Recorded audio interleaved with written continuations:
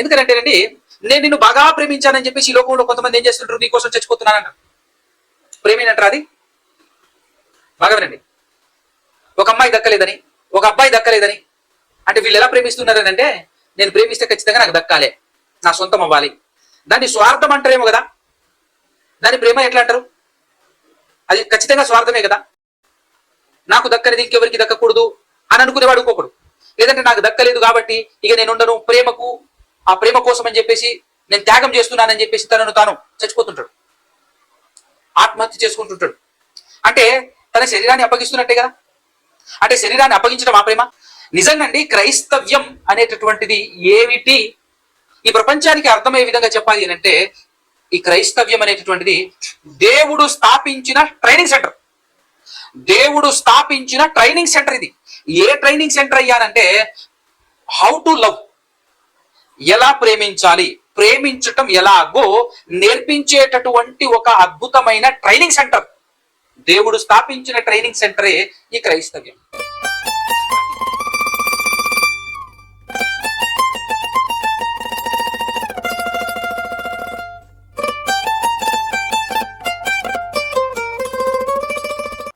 మొదటగా సమస్త సృష్టిని సృష్టించి ఈ సమస్త సృష్టిలో ఉన్న సకల జీవరాశుల కంటే కూడా అధికమైనటువంటి జ్ఞానాన్ని మనుషులమైనటువంటి మనకు అనుగ్రహిస్తూ పోషిస్తూ నడిపిస్తూ ఉన్నటువంటి ఆ దేవదేవునికి, ఆయన కుమారుడు, ఈ లోకరక్షకుడు మన ప్రభు అయిన యేసుక్రీస్తు ప్రభుల వారి ద్వారా పరిశుద్ధాత్మ సహాయముతోనే స్తుతి స్తోత్రాలు కృతజ్ఞతాస్తుతులు చెల్లించుచున్నాను. అదేవిధముగా ఆయన మాటలు వినబడినటువంటి మాటలను హృదయంలో పదిలపరుచుకుని వాటి ప్రకారంగా బ్రతకాలి అనే ఆశ ఆలోచన కలిగి వచ్చి కూర్చొని వింటున్నటువంటి మీ అందరికీ కూడా క్రీస్తు పేరటనే నా యొక్క శుభములు వందనాలు తెలియజేస్తూ ఉన్నాను. జాగ్రత్తగా మనం కొన్ని విషయాలు ఆలోచన చేద్దాం. మరి ముఖ్యంగా ఈరోజు ప్రపంచంలో ఈ రోజును ఒక ప్రత్యేకమైనటువంటి దినంగా మెన్షన్ చేసుకొని పండగ చేసుకుంటున్నారు, ఆనందిస్తున్నారు, సంతోషిస్తున్నారు. ఏంటిది ఈ రోజు అనేది దాదాపుగా మీ అందరికీ తెలుసు అని అనుకుంటున్నాను. ఈ రోజుకున్నటువంటి ప్రత్యేకత ఏంటి అని అంటే ఫిబ్రవరి 14.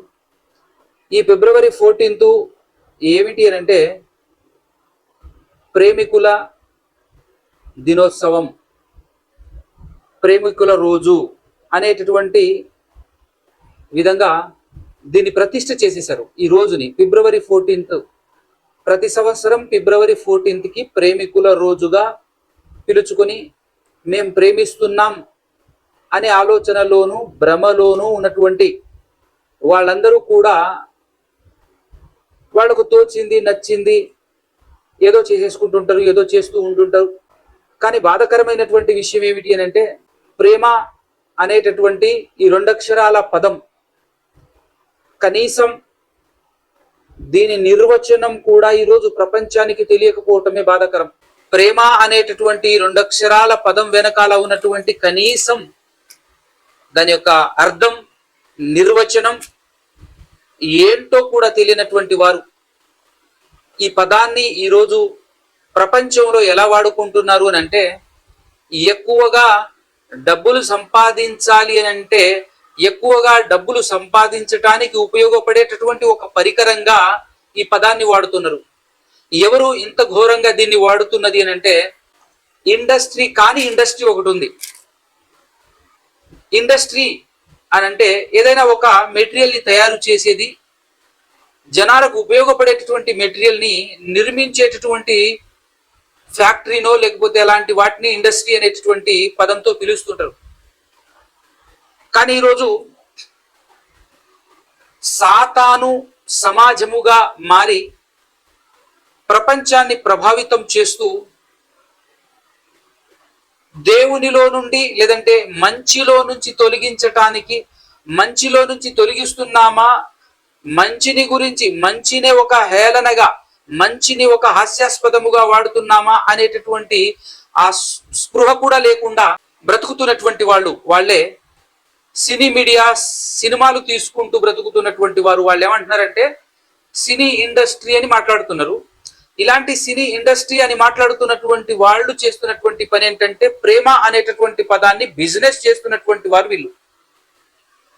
ఎందుకంటే ఈ ప్రేమ అనేటటువంటి పదాన్ని కానీ ప్రేమ అని వాడి వాళ్ళకున్నటువంటి వేరే వేరే ఫీలింగ్స్ ని వేరే వేరే వాటికి ఈ ప్రేమను వాడితే ప్రేమ అనే పదాన్ని వాడితే ఎక్కువ బిజినెస్ జరుగుతుంది, మన సినిమా ఎక్కువగా లాభాలు రాబడుతుంది అనేటటువంటి ఆలోచన కలిగి ప్రేమను వాడుతున్నారు.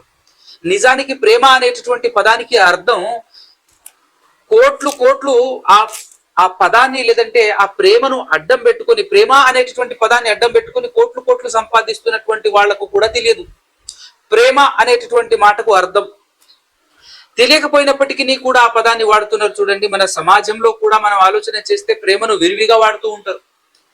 విరివిగా ప్రేమ గురించి వాడుతున్నప్పటికీ కూడా ప్రేమ అంటే ఏంటో, ప్రేమకు ఉన్నటువంటి ఆ పదానికి ఉన్నటువంటి నిర్వచనం ఏంటో వీళ్ళకి ఏమైనా తెలుసా? తెలియదు. ఆఖరికి కుటుంబంలో కూడా తల్లిదండ్రుల మధ్య, పిల్లల మధ్య, పిల్లలకు తల్లిదండ్రులకు మధ్య ఉన్నటువంటి రిలేషన్, దాన్ని కూడా ప్రేమ ప్రేమ ప్రేమ అని చెప్పేసి మాట్లాడుతుంటారు. కానండి ఒకప్పుడు ఉండేదేమో గాని ప్రస్తుత కాలంలో తల్లిదండ్రుల మధ్య కూడా తల్లిదండ్రులు తమ పిల్లల పట్ల కూడా ప్రేమను చూపించలేకపోతున్నారు. ప్రేమ అనేటటువంటిది లేదు, అది ప్రేమ కాదు అనేటటువంటి విషయాన్ని తెలుసుకోలేకపోతున్నారు. ఎందుకంటే నిజమైనటువంటి ప్రేమకు నిర్వచనం ఈ కాలంలో ఉన్నటువంటి ఏ కుటుంబానికి, ఏ వ్యక్తికి, ఎవరికి కూడా తెలియదు అనే చెప్పాలి ఖచ్చితంగా. చాలా మంది ఏమని మాట్లాడుతుంటారంటే తల్లి ప్రేమిస్తుంది పిల్లలని, తల్లిదండ్రులు బాగా ప్రేమిస్తారు పిల్లల్ని, అదే నిజమైనటువంటి ప్రేమ, తల్లి ప్రేమించే ప్రేమ, తండ్రి ప్రేమించే ప్రేమ నిజమైనటువంటి ప్రేమ అనే విధంగా మాట్లాడుతుంటారు. కానీ నాకెందుకు అది అంగీకార యోగ్యంగా అనిపించట్లేదు. నేనైతే 100% దాన్ని ఒప్పుకోను కూడా. ఎందుకు అనంటే మరి నేనైతే చూడలేదు నిజమైనటువంటి ప్రేమతో ప్రేమించేటటువంటి తల్లిదండ్రులను. మరి నాకైతే స్వార్థమే కనపడింది. ఈరోజు ప్రేమ ప్రేమ అని పేరు పెట్టుకుంటున్నటువంటి ఈ ప్రేమ అనేటటువంటి పదాన్ని దేనికి వాడుతున్నారంటే స్వార్థానికి బాగా వాడుతున్నారు, వ్యామోహాన్ని వాడుతున్నారు, కామానికి వాడుతున్నారు. ఇలాంటి వేరే వేరే ఫీలింగ్స్ ని, ఇష్టాన్ని కూడా ప్రేమగా వాడుతున్నారు. ఇలా వేరే వేరే ఫీలింగ్స్ ఏదైతే ఉన్నాయో వేరే వేరే ఫీలింగ్స్ ని ప్రేమ అనేటటువంటి పదాన్ని తగిలిస్తున్నారు. ప్రేమ అనేటటువంటి ఈ పదం ఏదైతే ఉందో దీనికి ఉన్నటువంటి నిజంగా ఈ ప్రపంచంలో అత్యంత విలువైనది, అత్యంత శక్తివంతమైనది, చాలా పవర్ఫుల్ అని చెప్పొచ్చు ప్రేమ అనేటటువంటి పదం. దీనికి చాలా మంది మాట్లాడుతూ ఉంటారు ఏమని అంటే ఓటమి లేదు అని, ప్రేమకు ఓటమి లేదు అని మాట్లాడుతుంటారు. ప్రేమకు అపజయం అనేటటువంటిది లేదు అని మాట్లాడుతుంటారు. మరలా వాళ్లే అలా మాట్లాడుతున్నటువంటి వాళ్లే చూపిస్తుంటారు ప్రేమ ఫెయిల్ అయింది అని, ప్రేమ ఫెయిల్ అయింది అని మాట్లాడుతుంటారు. ప్రేమకు ఓటమి లేనప్పుడు మరలా ప్రేమ ఓటమి పాలైంది, ఫెయిల్ అయింది, పరాజయం పాలైంది అనేటటువంటి మాటలు మాట్లాడేది కూడా వాళ్ళే. అలా ఎలా మాట్లాడగలుగుతున్నారు అనంటే అక్కడే మనకు అర్థం కావాలి ప్రేమ గురించి వీళ్ళకి తెలియదు, ప్రేమ గురించి వాళ్ళకు తెలియదు అని చెప్పాలి. ఇంకా మనం దేవుణ్ణి నమ్ముకొని దేవుణ్ణి తెలుసుకున్నటువంటి వారు, బైబిల్ పట్టుకొని తిరుగుతున్నటువంటి వాళ్ళు కూడా ప్రేమ అంటే ఆశిస్తుంటారు. ప్రేమ అంటే ఎదుటిన్నటువంటి వాళ్ళు మనకు దక్కాలి, లేదంటే మారాలి, మారితేనే ప్రేమ, మనకు దక్కితేనే ప్రేమ. ఈ లోకంలో ప్రేమ అనే పదాన్ని ఎంత ఘోరంగా చెరిపేశారు అని అంటే, ఎంత భయంకరంగా మార్చేశారు అని అంటే, యవ్వన కాలంలో కరెక్ట్ గా 18, 20, 25 ఆ వయసులో ఉన్నటువంటి వ్యక్తులకు కొన్ని హార్మోన్స్ రిలీజ్ అవ్వటం వల్ల ఫీలింగ్స్ బయటపడతాయి. ఏంటి ఆ ఫీలింగ్? ఆ ఫీలింగ్ కూడా తెలియక ఆ ఫీలింగ్ వచ్చినప్పుడు వాళ్ళు జనరల్ గా తమ వయసు, అదే వయసులో ఉన్నటువంటి వేరే అమ్మాయిని, అమ్మాయి అయితే అబ్బాయిని, అబ్బాయి అయితే అమ్మాయిని చూసి ఆశించటం అనేటటువంటి జరుగుతుంది. ఎందుకు ఆ వయసులోనే అది జరుగుతుంటుంది అంటే ఆ వయసులోనే అలాంటి ఫీలింగ్స్ వస్తాయి, అలాంటి హార్మోన్స్ రిలీజ్ అవ్వటం వల్ల ఆ ఫీలింగ్స్ వస్తాయి. దాన్ని కూడా గుర్తించలేక దాన్ని కూడా ప్రేమ అని అనటం నిజంగా ఇది బాధకరమైనటువంటి విషయమే. ఎందుకు అనంటే తెలియనప్పుడు నేను కూడా ఒకప్పుడు ప్రేమనే అని అనుకున్నాను ఆ ఏజ్ లో ఉన్నప్పుడు, ఆ సమయంలో. ఎందుకంటే ఆ సమయంలో ఉన్నటువంటి ఆ ఏజ్ లో ఉన్నటువంటి వాళ్ళకి ఎవరికి అర్థం కాదు, చెప్పినా బురకెక్కదు. అదొక ఆ ఫీలింగ్ అది. దాన్ని ఏమంటారనంటే వ్యామోహం అని కూడా అనొచ్చు, దాన్ని కామం అని కూడా చెప్పొచ్చు. అది అట్రాక్షన్. ఆ అట్రాక్షన్ ని, ఆ ఫీలింగ్ ని ప్రేమ అని పెట్టొద్దు. కానీ ఈరోజు ప్రపంచమంతా ఏం చూస్తుంది అని అంటే ప్రేమ అనగానే అక్కడే చూస్తుంది తప్ప నిజమైన ప్రేమ, ఆ ప్రేమకున్నటువంటి ఫీలింగ్స్ ఏంటి, ప్రేమ అంటే ఏంటి, ప్రేమకున్నటువంటి నిర్వచనం ఏంటి, ప్రేమ ఎలా ఉంటుంది, ఏ విధంగా ఉంటుంది, ప్రేమకున్నటువంటి పరిధి ఎంత, ప్రేమకున్నటువంటి శక్తి సామర్థ్యాలు ఎంత, అసలు ప్రేమ ఏంటి అనేటటువంటి విషయాలు ఆలోచించేటటువంటి ప్రయత్నం కూడా చేయట్లేదు. ఇంకా చెప్పాలి అని అంటే ఈరోజు ప్రేమ ఆ మాట, ఆ పేరెత్తంగానే తల్లిదండ్రులు కొడుతున్నారు, తిడుతున్నారు. ఎందుకు అని అంటే ప్రేమ అననంగానే ఈరోజు ఎలా అర్థమవుతుంది అని అంటే ఒక తప్పుడు పదంగా ప్రేమ ఏంట్రా, ప్రేమ బుద్ధి లేదు నీకు, అది లేదు ఇది లేదు, చక్కగా చదువుకోకుండా ప్రేమ ఏంద్ర ఇది అని చెప్పేసి తిడుతున్నారు అని అంటే ప్రేమ అనే పదాన్ని ఏ రేంజ్ లో చూస్తున్నారు, ప్రేమ అనే పదం వాళ్ళకి ఎలా అర్థం అవుతుంది, ప్రేమ అనేటటువంటి పదాన్ని ఎలా అర్థం చేసుకుంటున్నారు సమాజం ఈ లోకంలో ఉన్నటువంటి వాళ్ళు అని మనం కనుక ఒక్కసారి ఆలోచన చేస్తే ఎంత భయంకరంగా మార్చేశారు ఆ ప్రేమ అనేటటువంటి పదాన్ని. బాధ కలుగుతుంది నిజంగా. ఈ ప్రపంచంలో అన్నింటికంటే స్వచ్ఛమైనది, పవిత్రమైనది, పరిశుద్ధమైనది ప్రేమ. ప్రేమను మించిన పరిశుద్ధత ఈ ప్రపంచంలో ఇంకెవరికి లేదు. ప్రేమ ఎంత గొప్పదో, ప్రేమ ఎంత విలువైందో, ఆ ప్రేమకు మించిన విలువ లేదు, ప్రేమకు మించింది లేదు. కానీ ఈరోజు ఏం చేస్తున్నారు, మరీ ముఖ్యంగా మనం సమాజం గురించి మాట్లాడుకుంటే ఈ ఫిబ్రవరి 14 అని చెప్పేసి ప్రేమ అని చెప్పేసి ఎంత బీభత్సం, ఎంత భయంకరమైనటువంటి కార్యాలు చేస్తూ ఉంటారు సమాజంలో. వీళ్ళకి ఎవరు చెప్పాలి, వీళ్ళని ఎవరు మార్చాలి? నిజమైనటువంటి ప్రేమ గురించి, నిజమైనటువంటి ప్రేమను చూపించే ఆర్గనైజేషన్స్ ఈ ప్రపంచంలో ఏదైనా ఉందా? ప్రేమ గురించి బోధిస్తూ, ప్రేమను నేర్పిస్తూ, ప్రేమించటం ఎలాగో ట్రైనింగ్ ఇచ్చేటటువంటి వ్యవస్థలు కానీ, అలాంటి ఆర్గనైజేషన్స్ కానీ ఉన్నాయా? కానీ ప్రేమ ఎలా ప్రేమించాలో ట్రైన్ అప్ ఇచ్చేటటువంటి వ్యవస్థలు కూడా ఉండాలి. కానీ ప్రేమను ఎలా ప్రేమించాలో నేర్పించే ట్రైనింగ్ సెంటర్లు ఉండాలి అని మనం మాట్లాడితే నవ్వుతారు నిజంగా జనాలు. లోకంలో నవ్వుతారు, హేళన చేస్తారు. ఎలా ప్రేమించాలో నేర్పిస్తారా, ఎలా ప్రేమించాలో ట్రైనింగ్ ఇస్తారా అని హేళన చేస్తారు. ఎందుకో తెలుసా? వాళ్ళకి తెలియదు కాబట్టి. ప్రేమ గురించి పాఠాలు చెప్తాం రండి అని పిలిస్తే ఎట్లుంటది? ఒకసారి బోర్డు పెట్టుకొని చూడండి, బయట ఒక ఫ్లెక్స్ పెట్టుకొని చూడండి, మేము ఎలా ప్రేమించాలో ట్రైనింగ్ ఇస్తాం అని చెప్తే ఎట్లుంటది? చాలా విడ్డూరంగా, విచిత్రంగా ఉంటుంది. ఎందుకనంటే ఆల్మోస్ట్ ఆల్ పొల్యూట్ అయిపోయింది. ఆ పదాన్ని అలా చేశారు. కానీ ఆ పదంకున్న విలువ తెలియదు, ప్రేమకున్న విలువ, ప్రేమకున్నటువంటి బలం తెలియకపోవడం వల్ల. కానీ బైబిల్ ప్రేమ గురించి ఏం చెప్తుందో కొన్ని విషయాలు మీ ముందుంచేటటువంటి ప్రయత్నం చేస్తాను. మొదటి కొరింథీయులకు రాసినటువంటి పత్రిక మహానుభావుడైనటువంటి పౌలు గారు దేవుని ఆత్మపూర్ణుడై ఆయన మాట్లాడినటువంటి మాట 13వ అధ్యాయంలో, మొదటి కొరింథీయులకు రాసినటువంటి పత్రిక 13వ అధ్యాయంలో 1వ వచనం నుంచి మనం చూసినట్లయితే, మనుషుల భాషలతోనూ దేవదూతల భాషలతోనూ నేను మాట్లాడినను ప్రేమ లేనివాడనైతే మ్రోగెడు కంచును గనగనలాడు తాళమునే ఉందును అంటాడు.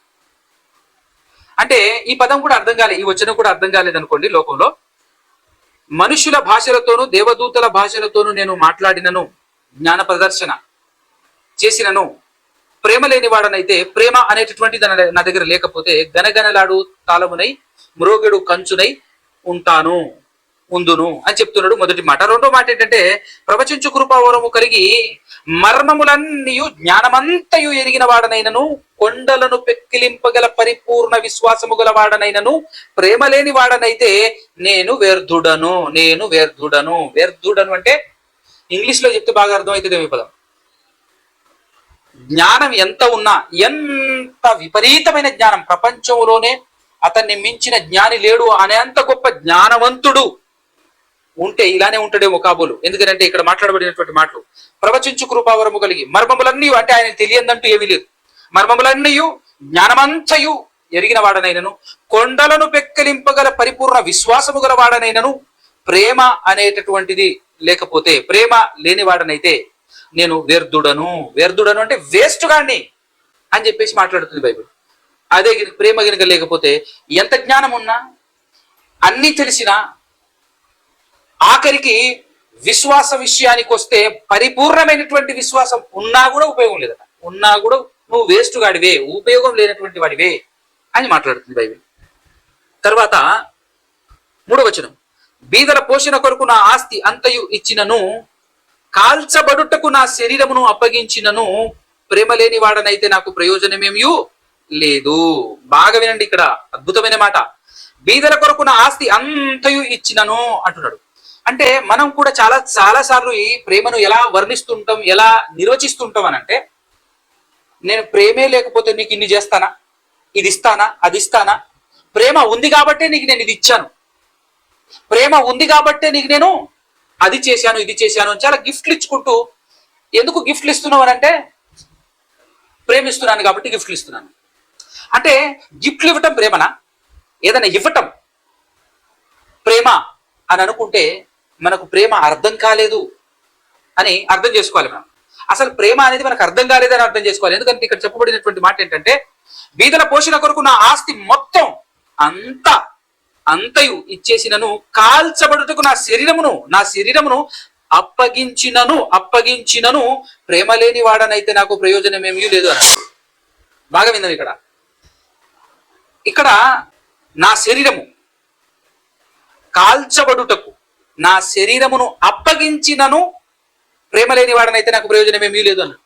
శరీరాన్ని అప్పగించినటువంటి వారు ఎవరైనా ఉన్నారా ప్రపంచంలో? ఒకసారి ఆలోచన చేయండి. అంటే వేరే వాళ్ళ కోసం, ఇతరుల కోసం, వేరే వాళ్ళ కోసం, ఇదిగో నా శరీరం ఉపయోగపడితే నా శరీరాన్ని అప్పగించేస్తున్నాను, నా శరీరాన్ని అప్పగిస్తున్నాను అని చెప్పేసి అప్పగించినా కూడా ఉపయోగం లేదట, ప్రేమ అనేటటువంటిది లేకపోతే.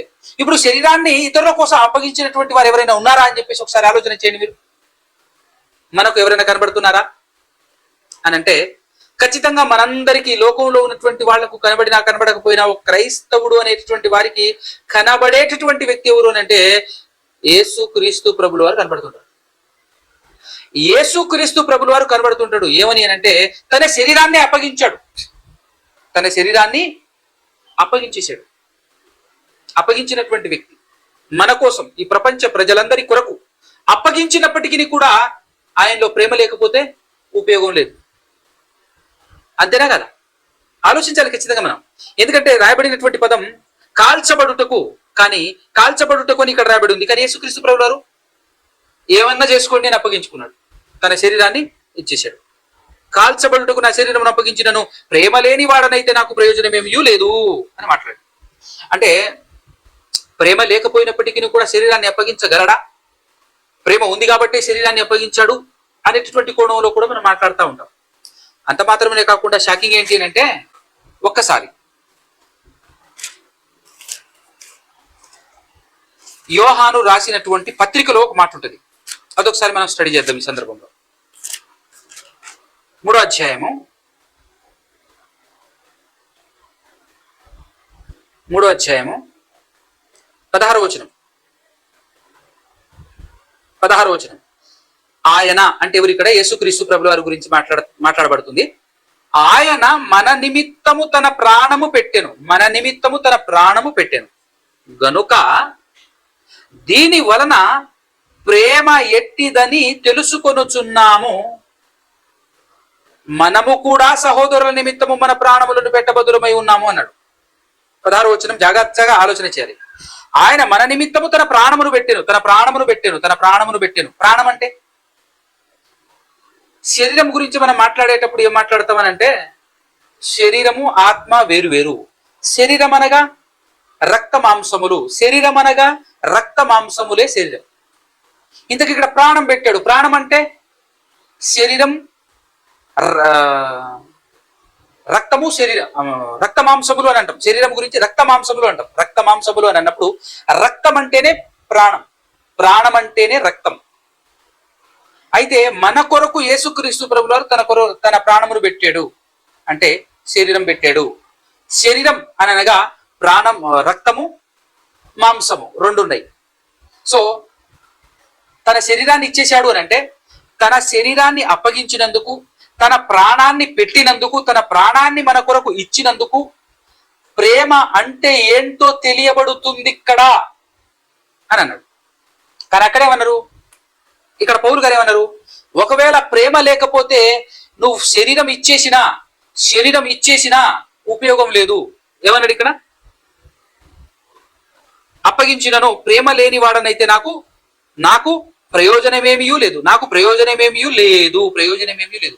ఎందుకంటేనండి, నేను నిన్ను బాగా ప్రేమించానని చెప్పేసి ఈ లోకంలో కొంతమంది ఏం చేస్తుంటారు, నీ కోసం చచ్చిపోతున్నానంటారు. ప్రేమేనంటారా అది? బాగా వినండి. ఒక అమ్మాయి దక్కలేదని, ఒక అబ్బాయి దక్కలేదని అంటే వీళ్ళు ఎలా ప్రేమిస్తున్నారని అంటే, నేను ప్రేమిస్తే ఖచ్చితంగా నాకు దక్కాలే, నా సొంతం అవ్వాలి. దాన్ని స్వార్థం అంటారేమో కదా, దాని ప్రేమ ఎట్లా అంటారు? అది ఖచ్చితంగా స్వార్థమే కదా. నాకు దక్కనిది ఇంకెవరికి దక్కకూడదు అని అనుకునేవాడు ఇంకొకడు. లేదంటే నాకు దక్కలేదు కాబట్టి ఇక నేను ఉండను, ఆ ప్రేమ కోసం అని చెప్పేసి నేను త్యాగం చేస్తున్నానని చెప్పేసి తనను తాను చచ్చిపోతుంటాడు, ఆత్మహత్య చేసుకుంటుంటాడు. అంటే తన శరీరాన్ని అప్పగిస్తున్నట్టే కదా.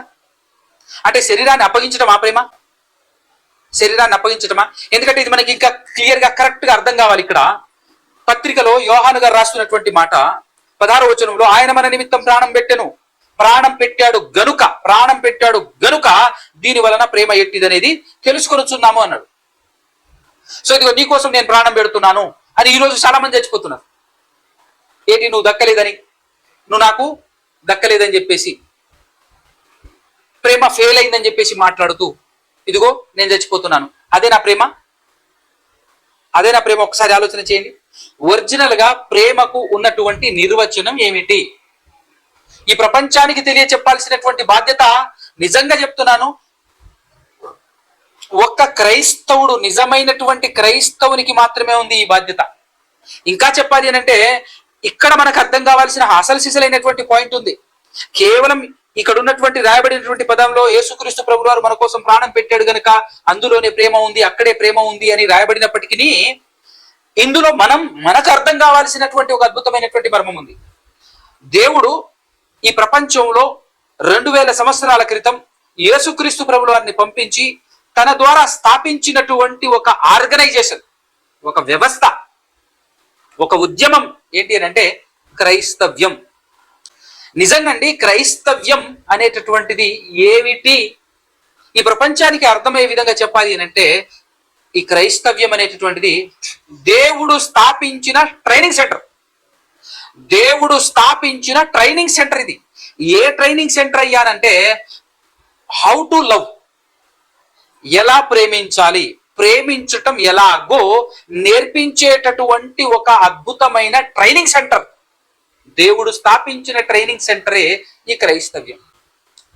ప్రతి చర్చిలో ప్రతి వారానికి అవసరమైన అనుకుంటే 2-3 సార్లు వెళ్ళటం రావటం. అక్కడ ఏం జరగాలి, అది ఏంటిది అని అంటే, ఎందుకు పదే ప్రతి వారం వెళ్తున్నారు, వారానికి 2-3 సార్లు ఎందుకు చర్చికి వెళ్తున్నారు అని అంటే, ఈరోజు ప్రతి క్రైస్తవుడు చెప్పగలగాలి ఈ మాట.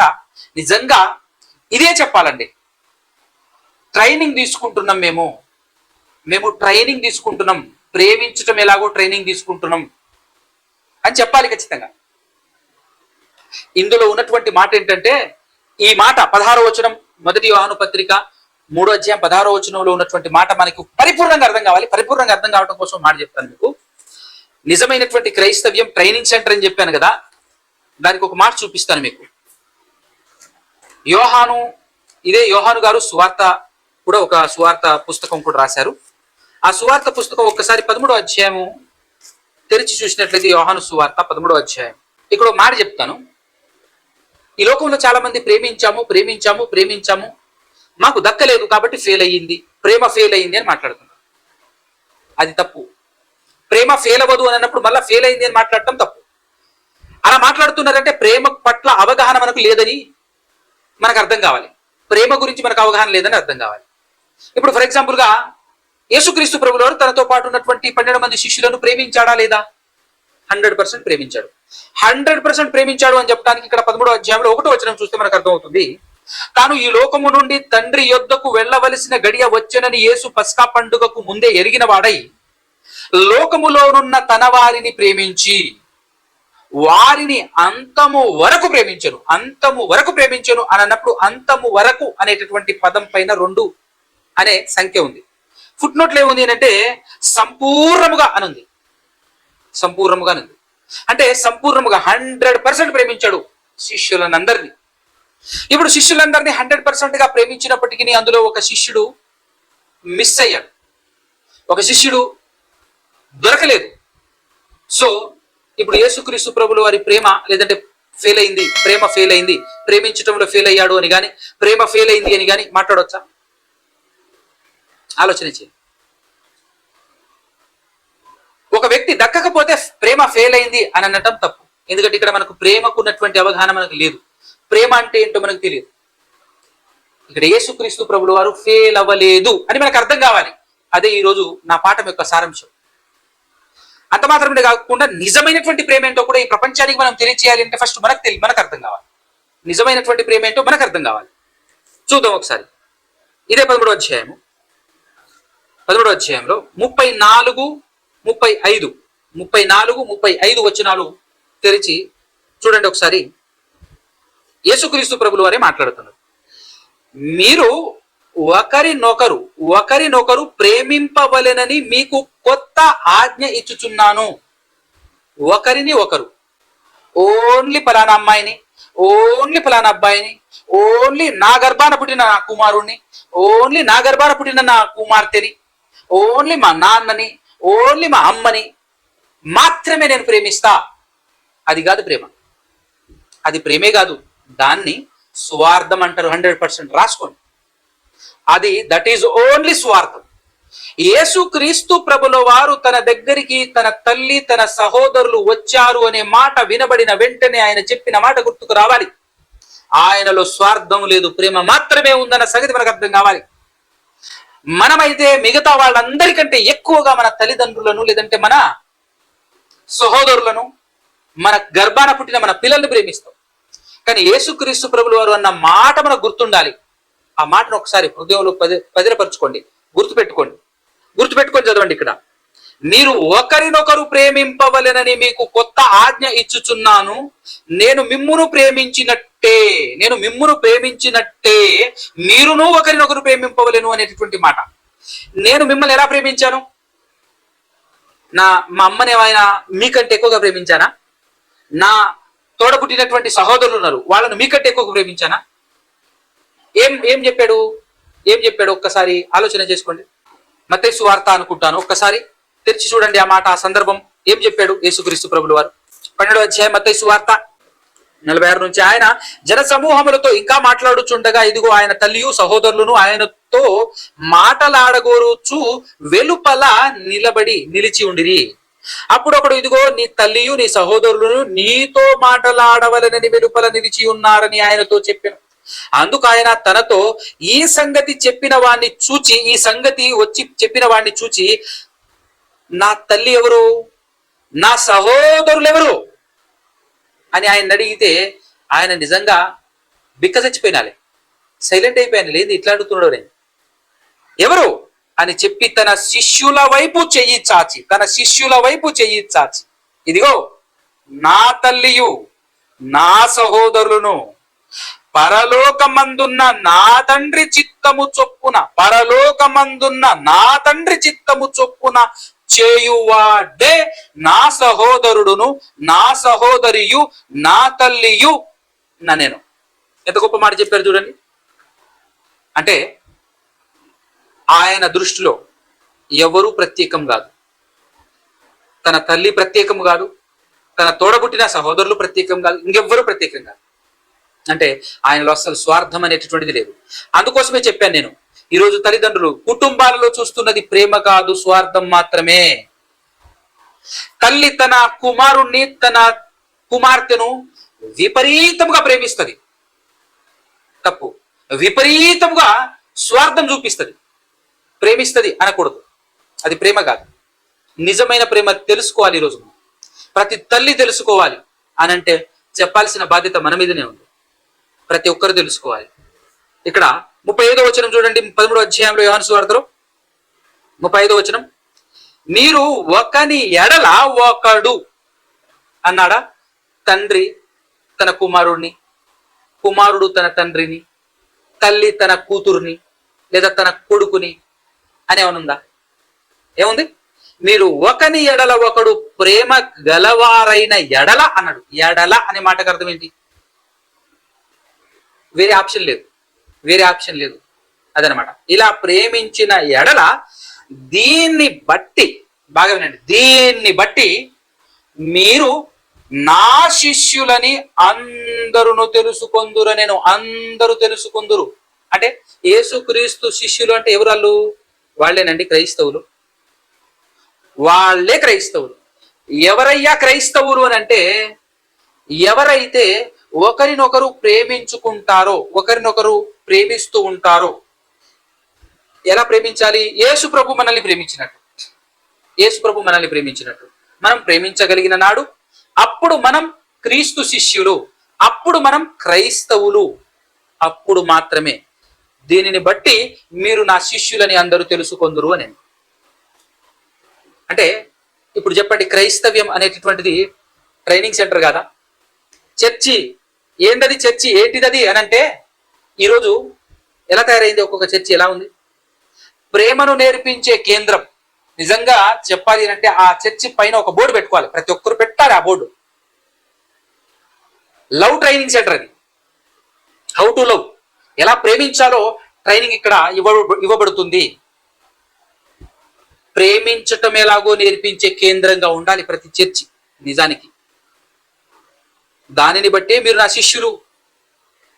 ఇదే డైలాగ్ని, ఇదే మాటని ఇక్కడ ఈ మాటను ఊటంకించి రాస్తుంది ఎవరు అని అంటే యేసుక్రీస్తు ప్రభులు వారు పలికినప్పటికీ, యేసుక్రీస్తు ప్రభులు వారు పలికినటువంటి మాటను జ్ఞాపకం ఉంచుకొని రాసింది ఎవరంటే యోహాను గారు. ఈ యోహాను గారు సువార్త మాత్రమే కాకుండా పత్రికలు కూడా రాశారు కదా. ఆ పత్రికలో 2వ పత్రిక చూడండి, 2వ పత్రికలో కూడా ఎంత అద్భుతంగా ఈ విషయాన్ని చెప్పాడో. మనకి ఇక్కడ ప్రేమకు నిజమైన నిర్వచనం దొరుకుతుంది. ప్రేమకు నిజమైన నిర్వచనం దొరుకుతుంది ఇక్కడ. 2వ పత్రిక, యోహాను గారు రాసినటువంటి 2వ పత్రిక, 1వ అధ్యాయం ఉంటుంది. అందులో 3 నుంచి చూద్దాం, మనకు మంచి విషయాలు అర్థం అవుతుంది. సత్య ప్రేమలు అని మాట్లాడారు. సత్య ప్రేమలు మన యందుండగా తండ్రి అయిన దేవుని నుండి, తండ్రి యొక్క కుమారుడు యేసుక్రీస్తు వద్ద నుండి కృపయు కనికరమును సమాధానమును మనకు తోడగును. 4వ వచనం, తండ్రి వలన మనము ఆజ్ఞను పొందిన ప్రకారము నీ పిల్లలలో కొందరు సత్యమును అనుసరించి నడుచుచుండుట కనుగొని బహుగా సంతోషించుచున్నాను అని రాస్తూ కాగా 5వ వచనం చూడండి.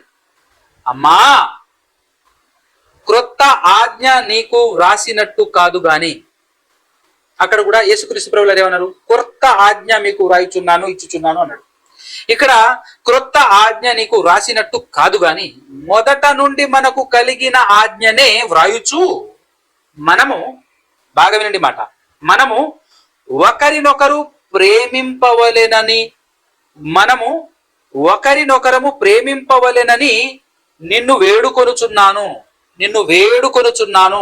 నెక్స్ట్ మాట 6వ వచనం, మనము ఆయనను, మనము ఆయన ఆజ్ఞల ప్రకారము, మనము ఆయన ఆజ్ఞల ప్రకారము అంటే దేవుని ఆజ్ఞల ప్రకారము నడుచుటయే ప్రేమ. నిజమైన 2 అక్షరాల ప్రేమకున్నటువంటి ఒరిజినల్ నిర్వచనం ఏంటి అని అంటే మనము దేవుని ఆజ్ఞల ప్రకారం నడుచుకోవటమే ప్రేమ. ఇప్పుడు చెప్పండి, ఈ ప్రపంచంలో ఎవడైనా ప్రేమిస్తున్నాడా? ఎవడైనా ప్రేమించగలుగుతున్నాడా? అసలు ప్రేమ ఎవరికైనా తెలుసా అని అంటే ఇప్పుడు మనం జవాబు ఏం చెప్పాలి? ఎవ్వడికి ప్రేమ గురించి తెలియదు, ఎవ్వడూ ప్రేమించట్లేడు అని చెప్పాలి. ఇప్పుడు చెప్పండి, యేసుక్రీస్తు ప్రేమిస్తున్నాడా? ఎస్, 100% ప్రేమిస్తున్నాడు. యేసుక్రీస్తు ప్రభువు 100% ప్రేమిస్తున్నాడు అని నేను ఎలా చెప్పగలుగుతున్నాను అని అంటే యోహాను సువార్తలో ఒక 2 విషయాలు మీకు చూపించే ప్రయత్నం చేస్తాను. యోహాను సువార్త 8వ అధ్యాయం, యోహాను సువార్త 8వ అధ్యాయంలో 55వ వచనం చూడండి. 55వ వచనం, మీరు ఆయనను ఎరుగరు అన్నాడు. ఈ మాట అర్థం కావాలి అని అంటే 54 నుంచి చూస్తే బాగా అర్థమవుతుందేమో అని ఆశిస్తున్నాను. 54లో అందుకు యేసు, అంటే యేసుక్రీస్తు ప్రభువు వారు మాట్లాడుతూ ఉన్నారు. అందుకు యేసు, నన్ను నేనే మహిమపరుచుకొనిన ఎడల నా మహిమ ఒట్టిది. మరి ఎవరు మహిమపరచాలి అని అంటే మా దేవుడని మీరు ఎవరిని గూర్చి చెప్పుదురో, అంటే యూదులు మా దేవుడు అని ఎవరి గురించి చెప్తారు? యెహోవా గురించి లేదా తండ్రి గురించి మాట్లాడతారు. అయితే మా దేవుడని మీరు ఎవరి గురించి చెప్పుదురో ఆ నా తండ్రియే నన్ను మహిమపరుచుచున్నాడు, మీరు ఆయనను ఎరుగరు. ఏమంటే యూదులు ఇశ్రాయేలీయులు దేవుని ఎరగరా? ఆయనను ఎరగరు అని యేసు మాట్లాడుతున్నారు. మనం ఏమనుకుంటాం? దేవుడు తెలుసు వాళ్లకు అని అనుకుంటాం కదా. కానీ యేసు ప్రభు ఏమని మాట్లాడుతున్నారు అని అంటే, యేసుక్రీస్తు ప్రభు వారు నా తండ్రి లేదా ఆ దేవుడు మీకెవరో, ఆయన ఎవరో మీకు తెలియదు అని చెప్తున్నాడు. అంటే ఇక్కడ మనం నేర్చుకోవాల్సిన పాఠం కూడా చాలా పెద్దగానే ఉంది అని మనకు అర్థం కావాలి. అంటే తెలియవటం అంటే యెహోవా తండ్రి అని తెలిసినంత మాత్రాన, దేవుడు ఆయనే అని తెలిసినంత మాత్రాన తెలవటం కాదు అనే విషయం మనకు అర్థం కావాలి. ఆయనను ఎరుగరు, నేను ఆయనను ఎరుగుదును అని మాట్లాడుతున్నాడు యేసుక్రీస్తు ప్రభువు వారు. ఆయనను ఎరుగనని నేను చెప్పిన యెడల మీకు వలె నేనును అబద్ధికుడనై ఉందును గాని, నేను ఆయనను ఎరుగుదును అనే మాట ఎలా చెప్పగలుగుతున్నాడు అంటే, నేను ఆయనను ఎరుగుదును, ఆయన మాట గైకొనుచున్నాను. ఈ మాట గుర్తుపెట్టుకోండి. యేసుక్రీస్తు ప్రభువు వారట దేవుని మాటలను గైకొనుచున్నాడట. అంటే అర్థం ఏంటి? అనుసరిస్తున్నాడు, పాటిస్తున్నాడు. దీన్నే 15:10లో చూసినట్లయితే, 15వ అధ్యాయం 10వ వచనంలో చూసినట్లయితే, నేను యేసుక్రీస్తు ప్రభువు వారు మాట్లాడుతూ ఉన్నారు, నేను నా తండ్రి ఆజ్ఞలు అంటే ఎవరు? దేవుని ఆజ్ఞలు నేను నా తండ్రి ఆజ్ఞలు గైకొని ఆయన ప్రేమయందు నిలిచి ఉన్న ప్రకారము మీరు నా ఆజ్ఞలు గైకొని నేడల నా ప్రేమయందు నిలిచి ఎందురు అన్నాడు. అంటే నేను నా తండ్రి ఆజ్ఞలు గైకొనుచున్నాను అంటే దేవుని ఆజ్ఞలు గైకొనటమే ప్రేమ. దేవుని ఆజ్ఞలను అనుసరిస్తూ నడవటమే ప్రేమ. అప్పుడు నువ్వు నిజంగా ప్రేమిస్తున్నట్టు, నువ్వు హృదయంలో ప్రేమ ఉన్నట్టు, నువ్వు ప్రేమ కలిగినటువంటి వాడివి, నిజంగా నువ్వు ప్రేమిస్తున్నట్టు. అందుకోసమే దేవుడు అంటాడు, కనబడుతున్న నీ తోటి సహోదరులనే ప్రేమించలేని వాడివి నన్నేం ప్రేమిస్తావు అంటాడు. నన్నేం ప్రేమిస్తావు? కనబడుతున్న నీ సహోదరులనే ప్రేమించకపోతే నన్నేం ప్రేమిస్తావు? సో కనబడుతున్న సహోదరులందరినీ ఎలా ప్రేమించాలి? మరలా ట్రైనింగ్ కావాలి ఇక్కడ మనకు. నిన్ను వలే నీ పొరుగు వారిని అందరినీ ప్రేమించాలి. పర్టికులర్గా ఒక్కడిని మాత్రమే కాదు. ఐ లవ్ యూ అని ఒక్కడికి చెప్పడం కాదు. ప్రపంచంలో ఉన్న అందరినీ ఏకరీతిగా ఎలా ప్రేమించాలి? ఏకరీతిగా అంటే నిన్ను నువ్వు ఎలా ప్రేమించుకుంటున్నావు ఫస్ట్ నీకు అవగాహన ఉండాలి. అలా నిన్ను నువ్వు ప్రేమించుకుంటున్నట్టు అందరినీ ప్రేమించగలగాలి, యేసుక్రీస్తు ప్రేమించినట్టు. అదే దేవుని ఆజ్ఞలు అనుసరిస్తున్నట్టు. నిన్ను వలే నువ్వు పొరుగు వారిని ప్రేమించడం అంటే అదే దేవుని ఆజ్ఞలన్నింటినీ పర్ఫెక్ట్ గా అనుసరిస్తున్నట్టు. ఇప్పుడు దేవుని ఆజ్ఞలను ఈ ప్రపంచంలో ఉన్న వాళ్ళు అనుసరిస్తున్నారా? ఫస్ట్ ఆఫ్ ఆల్ దేవుని ఆజ్ఞలను వాళ్ళు అనుసరించాలి అని అంటే దేవుడు ఎవరో వాళ్ళకి తెలియాలి కదా. దేవుడు ఎవరో తెలియనటువంటి వాడు నేను ప్రేమిస్తున్నాను, ప్రేమ నా దగ్గర ఉంది అని అంటే అది 100% పచ్చిగా అబద్ధం. వాడు ఒప్పుకున్నా ఒప్పుకోకపోయినా మనం చేసేది ఏం లేదు. చాలా మంది ఈ లోకంలో నాస్తికులు అనేటటువంటి వాళ్ళు, దేవుడు ఎవరో ఎరుగనటువంటి వాళ్ళు, ఆస్తికులుగా చెప్పుకుంటున్నటువంటి వాళ్ళు కూడా, దేవుడు ఎవరో తెలియనటువంటి వాళ్ళు కూడా మేము ప్రేమిస్తున్నాం అని మాట్లాడుతున్నారు. అసలు ప్రేమ అంటే ఏంటో వాళ్ళకి తెలుసా? ప్రేమిస్తున్నాను అని వాళ్ళు మాట్లాడుతున్నారు.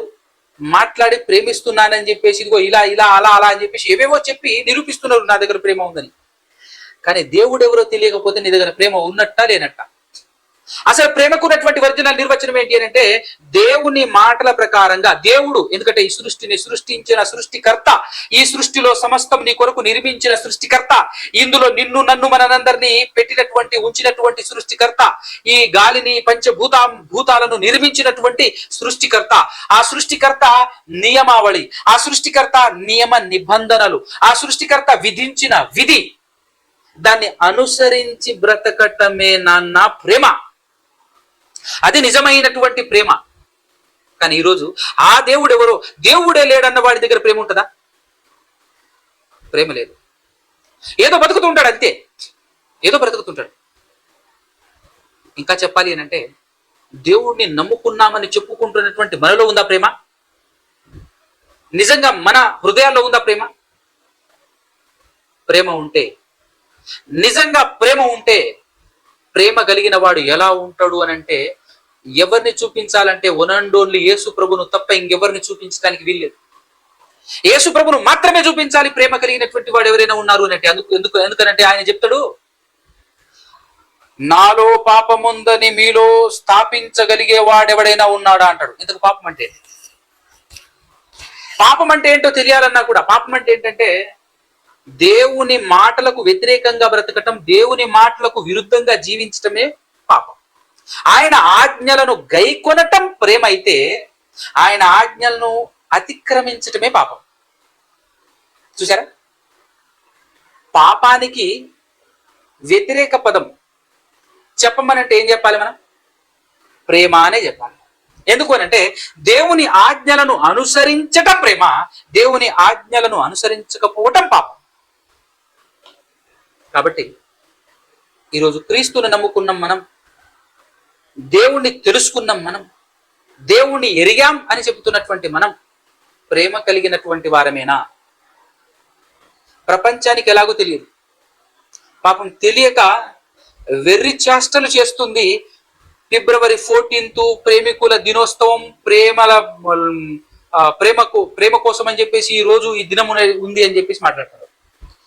ఈ లోకం లాంగ్వేజ్ లో ఒక మాట మాట్లాడుతున్నారు చూసారా, నీ దినం చేయని. నిజంగా వీళ్ళు ఈ దినం పెట్టేసి అదే చేశారేమనిపిస్తుంటది. ప్రేమకున్న మినిమం నిర్వచనం తెలియదు. ప్రేమ తెలియాలంటే, ప్రేమించాలంటే ఎంత తెలియాలి తెలుసా? నువ్వు ప్రేమించాలన్నా, ప్రేమ నా దగ్గర ఉందని చెప్పాలన్నా ఫస్ట్ నువ్వు దేవుని గురించి తెలుసుకోవాలి. దేవుడు ఎవరో వెతుక్కోవాలి, దేవుడు ఎవరో తెలుసుకోవాలి.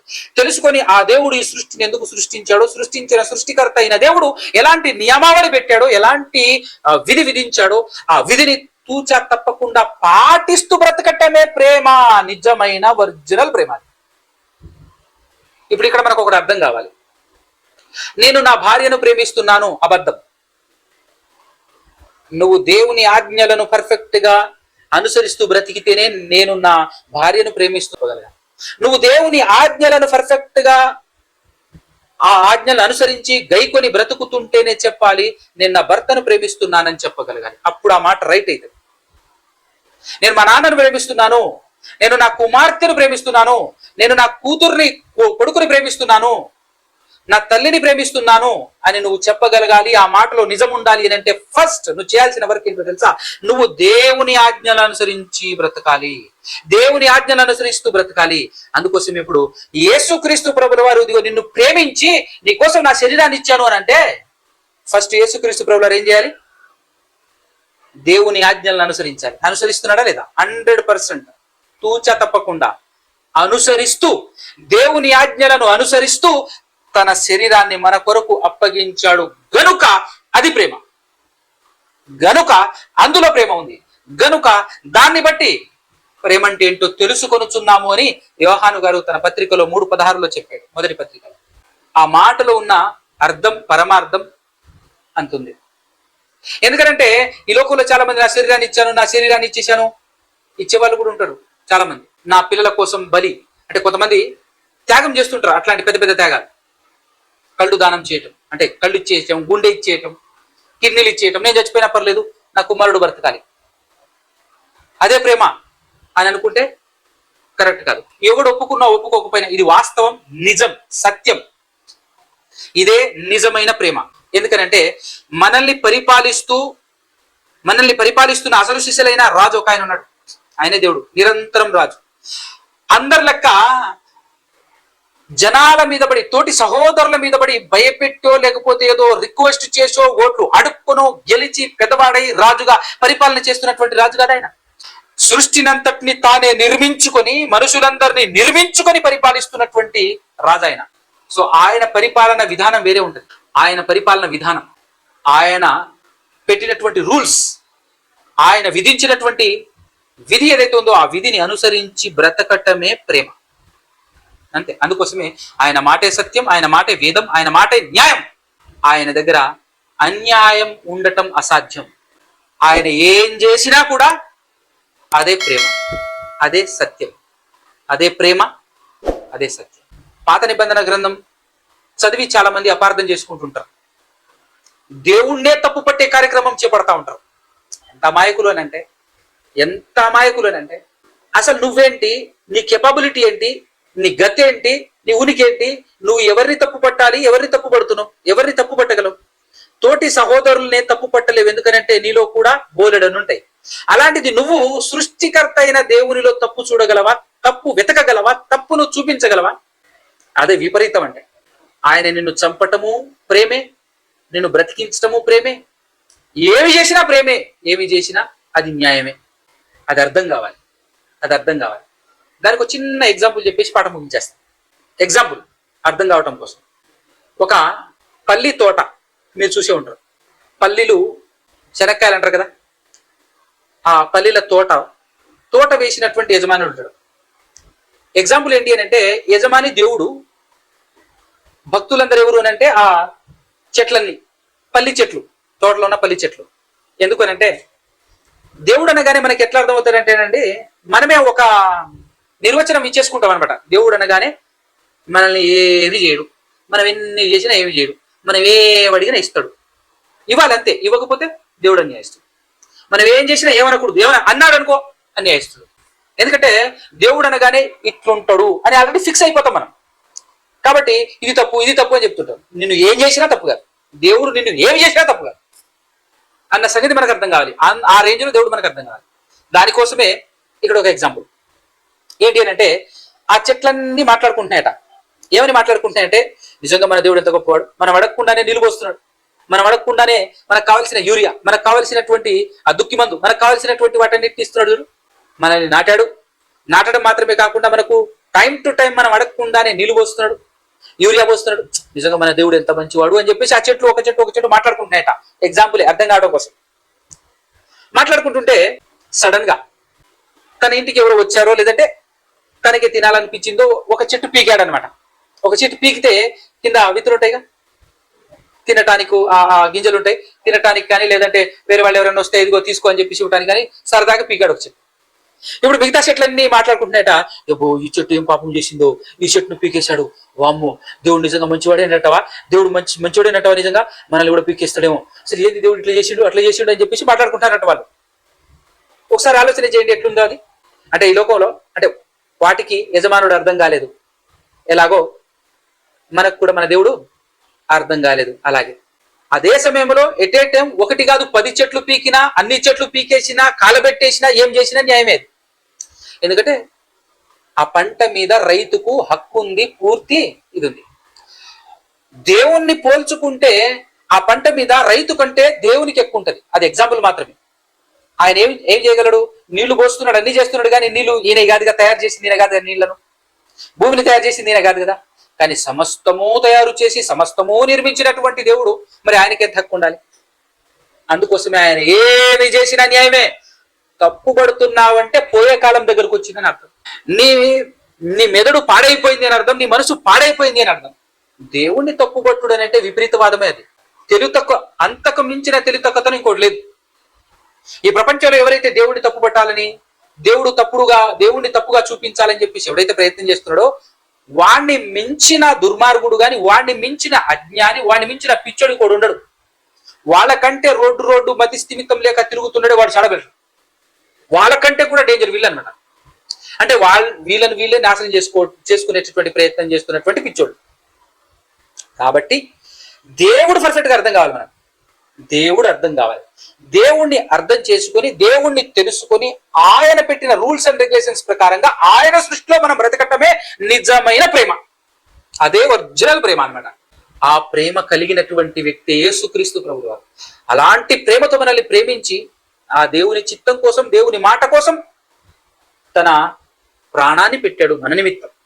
దేవుని మాట కోసం తన ప్రాణాన్ని పెట్టాడు. దేవుని మాట కోసం ఏమైనా చేయొచ్చు. ఏం చేసితే అదే ప్రేమ. అందులో ప్రేమ ఉంది అని అంటే దేవుని మాట కోసం తన ప్రాణం మనకిచ్చాడు, మన కోసం తన ప్రాణాన్ని అర్పించాడు. ఎందుకు? దేవుని మాట కోసం. అదే ప్రేమ, అందులోనే ఉంది ప్రేమ. మనతో కూడా అదే చెప్పాడు, మనం కూడా అలానే ప్రేమించాలని అన్నాడు. కాబట్టి ప్రియులారా, నిజమైనటువంటి ప్రేమ ఏంటో, నిజమైనటువంటి ప్రేమకున్న నిర్వచనం ఏంటో ఈరోజు మీకు అర్థమైంది అని ఆశిస్తున్నాను. అర్థం చేసుకోండి. మనం ప్రేమ కలిగిన వారము అని అంటే దేవుని చిత్తానుసారంగా బ్రతికితేనే ప్రేమ, లేకపోతే ప్రేమ లేని వాళ్ళమే. దేవుని చిత్తం, దేవుని ఆజ్ఞ కొరకు చచ్చిపో అనంటే చచ్చిపోవాలి, అదే ప్రేమ. అందులో ఉంటుంది ప్రేమ. చంపేయి అనంటే చంపేయాలి, అదే ప్రేమ. ఆ రేంజ్ లో దేవుడు మనకు అర్థం కావాలి. దేవుడు అర్థమైతేనే ప్రేమ అర్థమవుతుంది. అందుకోసమే ప్రేమ దేవుని స్వరూపం అని కూడా బైబిల్ చెప్పింది. నీలో ప్రేమ ఉంటే దేవుని స్వరూపం కలిగినటువంటి వాడివే నువ్వు. మనలో ఆ ప్రేమ ఉంటే, అంటే దేవుని ఆజ్ఞల ప్రకారంగా నడవగలిగితే నువ్వు దైవ స్వరూపం కలిగినటువంటి వాడు. సో యేసుక్రీస్తు ప్రభువు దేవుని ఆజ్ఞల ప్రకారంగా నడిచాడా? ఎస్, నడిచాడు. సో కాబట్టి దేవుని స్వరూపం కలిగిన వ్యక్తి యేసుక్రీస్తు ప్రభువు. దేవుడు ఆదామును కూడా ఎలా చేశాడు? దేవుని స్వరూపం కలిగిన వాడుగా చేశాడు. ఆయన దేవుని మాటలను అనుసరిస్తూ బ్రతుకుతూ ఉన్నన్ని రోజులు దేవుని స్వరూపం కలిగిన వాడే. కానీ ఎప్పుడైతే ఆజ్ఞను అతిక్రమించాడో అప్పుడు ఏమయ్యాడు?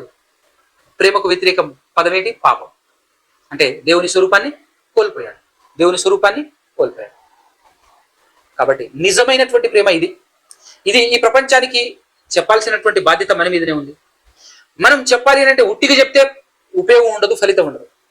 మనము అలా నడుస్తూ, మనం ప్రేమిస్తూ ప్రేమ గురించి ట్రైనింగ్ ఇవ్వాలి. మనం ప్రేమ కలిగి ఉండి ప్రేమ గురించి ట్రైనింగ్ ఇవ్వాలి. ఎలా ప్రేమించాలో నేర్పించటానికి ఏర్పడినటువంటి అద్భుతమైన కేంద్రమే క్రైస్తవ్యం. ప్రతి చర్చి ప్రేమను ఎలా ప్రేమించాలో నేర్పించే కేంద్రాలుగా మారాలి. కాబట్టి ఎలా నేనైనను మీరైనను ఆ విధంగా ప్రేమిస్తూ ఈ లోకంలో బ్రతకాలి అని కోరుకుంటూ ఈ మాటలు ముగిస్తున్నాను. కళ్ళు మూసుకొని తల్లోంచినట్లయితే చిన్న ప్రార్థనతో మనం ముగించుకుందాం. పరిశుద్ధుడా, పరిశుద్ధుడా, పరమాత్ముడా, పరమందువాసీనుడా, అసలు ఆశీర్వాదాలకు కారణభూతుడా, సమస్త సృష్టిని సృష్టించిన మా కన్న తండ్రి, ఆయన ఇదిగో తండ్రి, ఈరోజు మరి నిజమైనటువంటి ప్రేమ అంటే ఏమిటో, అసలు ప్రేమించటం ఎలాగో మీరు మాకు నేర్పించినందుకు, మీరు మాకు తెలియచేసినందుకు మీకు స్తుతి స్తోత్రాలు, కృతజ్ఞతాస్తుతులు చెల్లించుచున్నాము తండ్రి. తెలుసుకున్న మేము, నేర్చుకున్నటువంటి మేము, విన్నటువంటి మేము తండ్రి, విని విడిచిపెట్టి మమ్మల్ని మేము మోసం చేసుకునే వారముగా కాకుండా వినబడినటువంటి ఈ మాటల ప్రకారంగా నిజమైనటువంటి ప్రేమ కలిగి మీ ప్రియ కుమారుడు ఎలాగైతే ఈ భూలోకంలో బ్రతికాడో మేము కూడా ఆయనను అనుసరించుచు నిజమైనటువంటి ప్రేమ కలిగి జీవించే వారముగా ఉండగలిగే భాగ్యమును మాకు అనుగ్రహించమని ప్రాధేయపడుతూ బ్రతిమాలుకొంచు, ఆత్మ సహాయం అనుగ్రహించి నడిపించమని వేడుకొనుచు మీ పదాల సన్నిధిలో నుంచి మీ ప్రియ కుమారుడు, ఈ లోక రక్షకుడు, మనుషులందరికీ ప్రభువుగాను క్రీస్తుగాను మీరు నియమించిన యేసు క్రీస్తు ప్రభువు వారి యొక్క ఉన్నతమైన పరిశుద్ధమైన నామము ద్వారా ఈ ప్రార్థన అడిగి వేడుకొంచు బ్రతిమాలుకొంచు పొందుకొని ఉంటున్నాము కన్న తండ్రి. ఆమేన్.